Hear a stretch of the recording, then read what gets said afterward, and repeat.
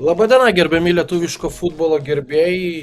Šiandieną mes sveikinamės su jumis iš Ostamiesčio, kur komanda išvykoje, tačiau praeisime turėjo klaipėdiečiai namie turėjo nuryti gan karčią piliulę ir buvęs Klaipėdos Neptūno ekipos standartinis išpolis, po standarto išpolis, o čia gali, nebejoju, kad irgi laukia savo pirmojo įvarčio, čia gan pavojinga svečių ekipos ataka, kuri dar nesibaigė. Įsti klaipėdiečius, na, dabar su kamuoliu 23 numeris komandos kapitonas Aurimas Skurdelis, na, jau galima ko gero vadinti šį futbolininką.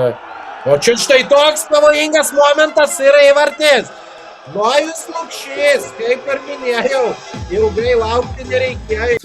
Kamulio Dominikas Kubilinskas, jo perdavimas į baudos aikštelę, čia pirmauja svečiai, taip pat vyksta susitikimą. Čia štai toks pavojingas epizodas, Jorge Junioro perdavimą.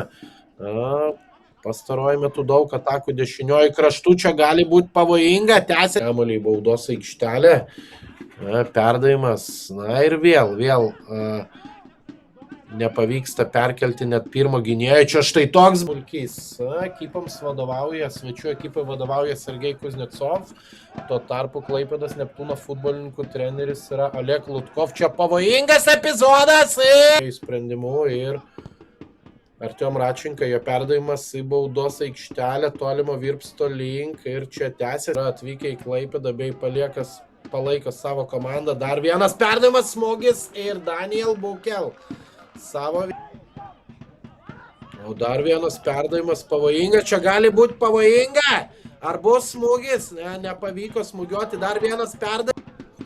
Na, čia galėjome girdėti ir Klaipėdos Neptūno ekipos.